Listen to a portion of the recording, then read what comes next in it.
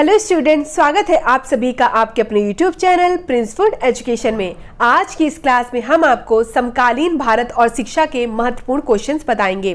Question है, शिक्षा के सार्वजनिकरण की संकल्पना में शिक्षा को राष्ट्रीय विकास से संबद्ध करने का विचार किसका था। क्वेश्चन क्या है आपका कि शिक्षा के सार्वजनिकरण की संकल्पना में शिक्षा को राष्ट्रीय विकास से संबद्ध करने का विचार किसका था। जेपी नायक का। जेपी नायक का विचार था कि शिक्षा के सार्वजनिकरण की संकल्पना में जो शिक्षा को राष्ट्रीय विकास से संबद्ध करने का जो विचार था वो किसका था। जेपी नायक का। नेक्स्ट क्वेश्चन है, शिक्षा के लोक व्यापीकरण पर किसने जोर दिया। शिक्षा के लोक व्यापीकरण पर किसने जोर दिया। राष्ट्रीय शिक्षा नीति ने। राष्ट्रीय शिक्षा नीति जो थी उसने शिक्षा के लोक व्यापीकरण पर जोर दिया था। नेक्स्ट क्वेश्चन है, शिक्षा के सार्वजनिकरण में कौन सी बाधा है।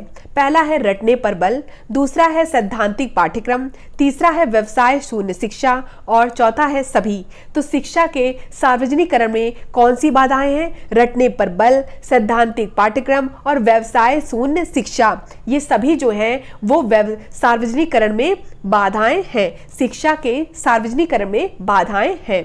नेक्स्ट क्वेश्चन है, आचार्य राममूर्ति समिति ने शिक्षा के क्षेत्र में क्या विचार दिया था। तो आचार्य राममूर्ति समिति ने शिक्षा के क्षेत्र में शिक्षा का सार्वजनिकरण ऐसा विचार दिया था। क्या विचार दिया था। शिक्षा का सार्वजनिकरण। नेक्स्ट क्वेश्चन है कि निम्न में से कौन सा कार्यक्रम सभी को शिक्षा उपलब्ध कराने से संबंधित है। तो जो सर्व शिक्षा अभियान है जो कि 2001 में आया था, उस कार्यक्रम का उद्देश्य है सभी को शिक्षा उपलब्ध कराना। सर्व शिक्षा अभियान जो था वो 2001 में आया था और उस कार्यक्रम का उद्देश्य था सभी को शिक्षा उपलब्ध कराना। नेक्स्ट क्वेश्चन है कि राममूर्ति समिति का गठन कब किया गया। तो राममूर्ति समिति का गठन था वो 1990 में किया गया था। विश्वनाथ प्रताप जो कि प्रधानमंत्री थे उस समय, उन्होंने 1990 में राममूर्ति की अध्यक्षता में गठन किया था। राममूर्ति समिति का गठन कब किया गया था। विश्वनाथ प्रताप जो कि उस समय प्रधानमंत्री थे, उन्होंने 1990 में राममूर्ति की अध्यक्षता में गठन किया था। नेक्स्ट क्वेश्चन है, सर्व शिक्षा अभियान कार्यक्रम कब प्रारंभ हुआ। तो सर्व शिक्षा अभियान कार्यक्रम 2001 से लेकर 2002 तक चला था। नेक्स्ट क्वेश्चन है, DPEP का पूरा नाम क्या है। इंपॉर्टेंट है। DPEP का पूरा नाम है डिस्ट्रिक्ट प्राइमरी एजुकेशन प्रोग्राम। क्या है। डिस्ट्रिक्ट प्राइमरी एजुकेशन प्रोग्राम, जिला प्राथमिक शिक्षा कार्यक्रम। क्या नाम है। जिला प्राथमिक शिक्षा कार्यक्रम। नोट में क्या है कि DPEP भारत सरकार द्वारा 1994 में सभी बच्चों के लिए प्राथमिक पहुंच प्रदान करने। तो सबसे पहला पॉइंट तो ये हो गया कि जो DPEP था वो 1994 में आया था और यह प्राथमिक बच्चों के लिए था। प्राथमिक पहुंच प्रदान करने, समग्र ड्रॉप आउट दरों को कम करने और भारत में प्राथमिक शिक्षा के सार्वभौमिकरण के उद्देश्य को प्राप्त करने के उद्देश्य से शुरू किया गया था। जो DPEP था वो भारत सरकार द्वारा 1994 में सभी बच्चों के लिए प्राथमिक पहुंच प्रदान करने, समग्र ड्रॉप आउट दरों को कम करने और भारत में प्राथमिक शिक्षा के सार्वभौमिकरण के उद्देश्य को प्राप्त करने के उद्देश्य से DPEP शुरू किया गया था। इसका हिंदी क्या है। जिला प्राथमिक शिक्षा कार्यक्रम। जिला प्राथमिक शिक्षा कार्यक्रम, डिस्ट्रिक्ट प्राइमरी एजुकेशनल प्रोग्राम जो कि 1994 में आया था और प्राथमिक शिक्षा के लिए था। ठीक है। नेक्स्ट क्वेश्चन है, शैक्षिक अवसरों की समानता किन कारणों से आवश्यक है। तो पहला है राष्ट्रीय विकास हेतु, दूसरा है सभी शिक्षा के समान अवसर देने हेतु, तीसरा है एकीकृत समाज स्थापना हेतु और चौथा है उपयुक्त सभी। तो शैक्षिक अवसरों की समानता किन कारणों से आवश्यक है। राष्ट्रीय विकास हेतु भी आवश्यक है, सभी शिक्षा के समान अवसर देने हेतु भी आवश्यक है और एकीकृत समाज स्थापना हेतु भी शैक्षिक अवसरों की समानता आवश्यक है। नेक्स्ट क्वेश्चन है, राष्ट्रीय एकता समिति के अध्यक्ष कौन थे। तो राष्ट्रीय एकता समिति के अध्यक्ष थे डॉक्टर संपूर्णानंद। डॉक्टर संपूर्णानंद राष्ट्रीय एकता समिति के अध्यक्ष थे। नेक्स्ट क्वेश्चन है कि केंद्र सरकार के किस योजना के माध्यम से शिक्षा में सुधार की योजना बनाई थी। तो केंद्र सरकार ने किस योजना के माध्यम से शिक्षा में सुधार की योजना बनाई थी। पंचवर्षीय। केंद्र सरकार ने पंचवर्षीय योजना के माध्यम से शिक्षा में सुधार की योजना बनाई थी? नेक्स्ट क्वेश्चन है, भावात्मक एकता के निर्माण में शिक्षा महत्वपूर्ण भूमिका का निर्वहन कर सकती है? किसका कथन है? डॉक्टर संपूर्णानंद कमेटी का। डॉक्टर संपूर्णानंद कमेटी का कथन है कि भावात्मक एकता के निर्माण में शिक्षा महत्वपूर्ण भूमिका का निर्वहन कर सकती है। नेक्स्ट क्वेश्चन है, राष्ट्रीय शिक्षा नीति 1968 में किस संरचना को स्वीकार किया गया था? तो राष्ट्रीय शिक्षा नीति 1968 में 10+2+3 को स्वीकार किया गया था। जो राष्ट्रीय शिक्षा नीति 1968 में किस संरचना को स्वीकार किया गया था? 10+2+3। नेक्स्ट क्वेश्चन है, नई राष्ट्रीय शिक्षा नीति 2020 में किस संरचना को स्वीकार किया गया था? तो नई राष्ट्रीय शिक्षा नीति जो 2020 थी उसमें 5+3+3+4 को स्वीकार किया गया है। ठीक है, जो 1968 में आई थी उसमें किस संरचना को स्वीकार किया गया था? 10+2+3। लेकिन जो नई राष्ट्रीय शिक्षा नीति आई है 2020 में उसमें 5+3+3+4। ठीक है, नेक्स्ट है, राष्ट्रीय एकता के बाधक तत्वों में कौन सा एक नहीं है? पहला है निरक्षरता, दूसरा है जातिवाद, तीसरा है वोट की राजनीति और चौथा है शिक्षा। राष्ट्रीय एकता के बाधक तत्वों में शिक्षा नहीं है। क्या नहीं है? शिक्षा, क्योंकि शिक्षा एक बाधक तत्व नहीं है। ठीक है, नेक्स्ट क्वेश्चन है, भारतीय एकता में बाधक तत्व कौन सा है? भाषा समस्याएं, प्रांतीयता, राजनैतिक दलों की भूमिका। सभी। ठीक है, तो सभी हो जाएगा। जो राष्ट्रीय एकता में बाधक तत्व कौन से हैं? भाषा समस्याएं, प्रांतीयता और राजनैतिक दलों की भूमिका। नेक्स्ट क्वेश्चन है, प्राथमिक शिक्षा में सुधार हेतु एनसीईआरटी द्वारा की गई सिफारिशों में कौन सी थी? पहला है राष्ट्रव्यापी पाठ्यक्रम हो, दूसरा है पाठ्यक्रम में भारतीय संस्कृति को स्थान मिले, तीसरा है स्थानीय आवश्यकताओं के अनुरूप पाठ्यक्रम, चौथा है सभी। तो प्राथमिक शिक्षा के सुधार हेतु एनसीईआरटी द्वारा कौन कौन सी सिफारिशें की गई थी? कि पहला राष्ट्रीय पाठ्यक्रम हो, यह इसकी सिफारिश की गई थी। दूसरा है पाठ्यक्रम में भारतीय संस्कृति को स्थान मिले और स्थानीय आवश्यकताओं के अनुरूप जो पाठ्यक्रम हो उसकी सिफारिश की गई थी। नेक्स्ट क्वेश्चन है, सबके लिए शिक्षा हेतु अंतर्राष्ट्रीय सम्मेलन में क्या लक्ष्य रखा गया?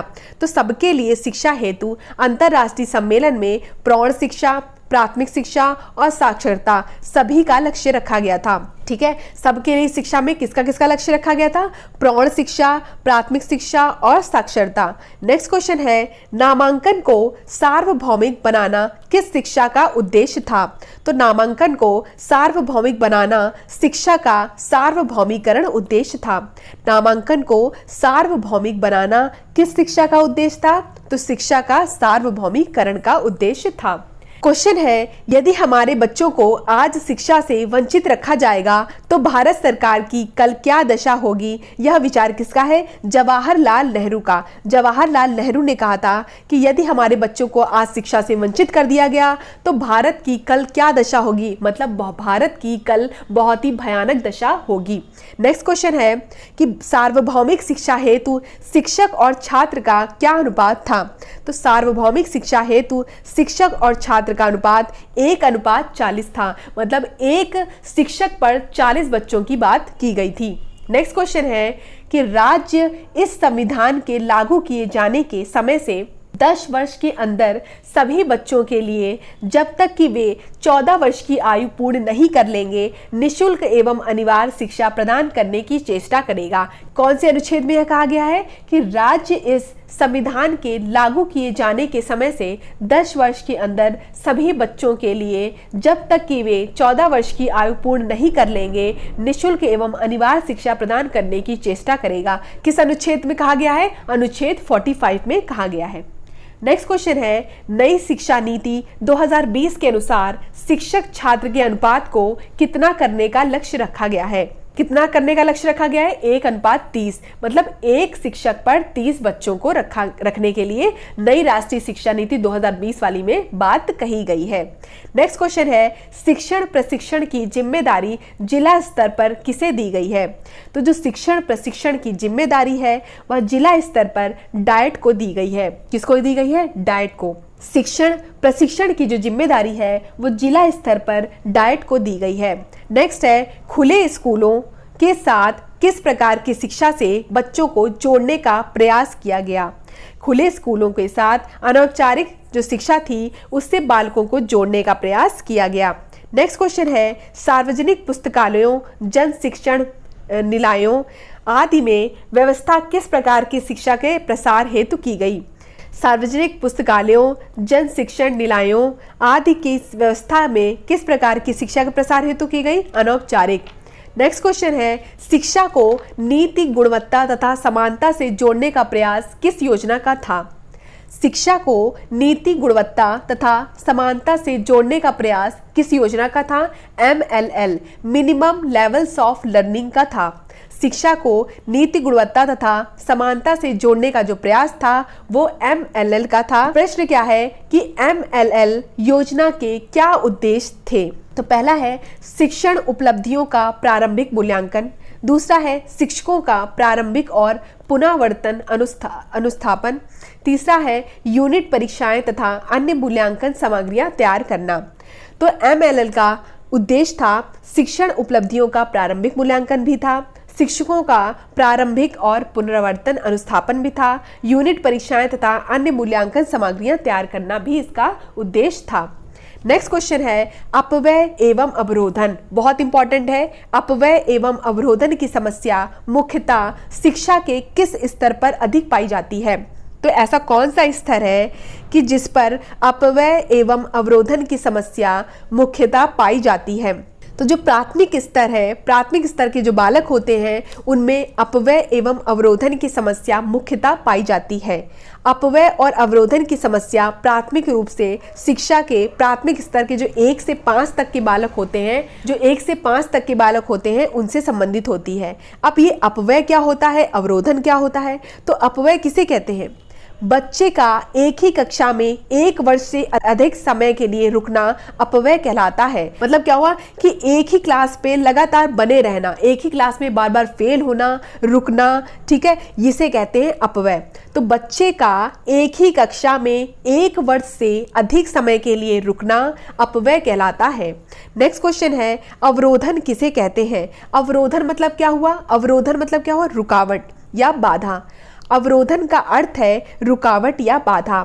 जब कोई बच्चा किसी एक निश्चित समय के पाठ्यक्रम को उससे अधिक समय में पूरा करता है, मतलब कोई एक निश्चित पाठ्यक्रम हो लेकिन वो बच्चा क्या कर रहा है, उस निश्चित पाठ्यक्रम को अधिक समय ले रहा है खत्म करने में, उसको उस पाठ्यक्रम को खत्म करने में अधिक समय लग रहा है, तो उसे कहते हैं अवरोधन, ठीक है, या रुकावट। जब कोई बच्चा किसी एक निश्चित समय के पाठ्यक्रम को उससे अधिक समय में पूरा करता है तो उसे कहते हैं अवरोधन। नेक्स्ट और इम्पॉर्टेंट क्वेश्चन है, अपव्यय तथा अवरोधन का विचार किस समिति ने दिया था? तो अपव्यय एवं अवरोधन का जो विचार था वो हर्टांग समिति ने दिया था। किस समिति ने दिया था? हर्टांग समिति ने अपव्यय तथा अवरोधन का विचार दिया था। नेक्स्ट क्वेश्चन है कि अपव्यय एवं अवरोधन के अंतर्गत आर्थिक कारण को दूर करने के क्या उपाय हो सकते हैं? तो अपव्यय एवं अवरोधन के अंतर्गत आर्थिक कारण को दूर करने के उपाय कौन से हो सकते हैं? निःशुल्क शिक्षा, भोजन, वस्त्र व्यवस्था, छात्रवृत्ति की व्यवस्था। अगर हमें अपव्यय एवं अवरोधन की समस्या से छुटकारा पाना है, अपव्यय एवं अवरोधन की समस्या को दूर करना है, तो उसके उपाय क्या हो सकते हैं? निःशुल्क शिक्षा व्यवस्था की जाए, भोजन की व्यवस्था की जाए, वस्त्र की व्यवस्था की जाए और छात्रवृत्ति की व्यवस्था किया जाए, जिससे क्या होगा कि जो अपव्यय एवं अवरोधन की जो समस्या है वो कम हो सके। ठीक है, नेक्स्ट क्वेश्चन है, अनौपचारिक शिक्षा की विशेषताएं बताइए। तो अनौपचारिक शिक्षा किसे कहते हैं? जिसके लिए ना तो कोई निश्चित समय होता है, ना तो कोई निश्चित जगह होती है, ना तो कोई निश्चित लक्ष्य होता है। परिवार जो है वो अनौपचारिक शिक्षा का उदाहरण है। विशेषताएं क्या हो जाएंगी? अनौपचारिक शिक्षा आवश्यकता केंद्रित है, यह स्वतः सीखने पर बल देती है। और नेक्स्ट पॉइंट क्या है कि अनौपचारिक शिक्षा को छात्रों तक पहुंचाने का प्रयास है। पहला पॉइंट क्या हो गया? अनौपचारिक शिक्षा आवश्यकता केंद्रित है। दूसरा पॉइंट है यह स्वतः सीखने पर बल देती है। तीसरा पॉइंट है अनौपचारिक शिक्षा को छात्रों तक पहुंचाने का प्रयास है। नेक्स्ट क्वेश्चन है और इम्पॉर्टेंट है, ड्रॉप आउट बच्चों को कोठारी आयोग ने किस प्रकार शिक्षा व्यवस्था का सुझाव दिया? तो जो ड्रॉप आउट बच्चे थे उनको कोठारी आयोग ने किस प्रकार की शिक्षा व्यवस्था को सुझाव दिया है? अंशकालिक शिक्षा। जो ड्रॉप आउट बच्चे हैं उनको कोठारी आयोग ने अंशकालिक शिक्षा का सुझाव दिया है। अब ड्रॉप आउट बच्चे क्या होते हैं? तो ड्रॉप आउट बच्चे वे बच्चे होते हैं जो किसी आर्थिक, सामाजिक तथा अन्य कारणों से स्कूल को छोड़ देते हैं। ड्रॉप आउट बच्चे कौन से होते हैं? वे बच्चे होते हैं जो किसी आर्थिक, सामाजिक तथा अन्य कारणों से स्कूल को छोड़ देते हैं। तो कोठारी आयोग ने किस प्रकार की शिक्षा व्यवस्था को सुझाव दिया है? अंशकालिक शिक्षा का। नेक्स्ट क्वेश्चन है, डी स्कूलिंग सोसाइटी पुस्तक किसने लिखी है? तो डी स्कूलिंग सोसाइटी पुस्तक इवॉन इलिच ने लिखी है। किसने लिखी है? इवॉन इलिच ने लिखी है। तो इस तरह से हमने समकालीन भारत और शिक्षा के महत्वपूर्ण क्वेश्चंस किए। नेक्स्ट वीडियो में हम इसके आगे क्वेश्चंस करेंगे। आगरा यूनिवर्सिटी की बीएड की सभी क्लासेस देखने के लिए डिस्क्रिप्शन में दिए गए लिंक पर जाकर आप देख सकते हैं। पीडीएफ के लिए आप स्क्रीन पर दिए गए व्हाट्सएप नंबर में मैसेज कर सकते हैं। धन्यवाद। मिलते हैं अपनी नेक्स्ट क्लास में।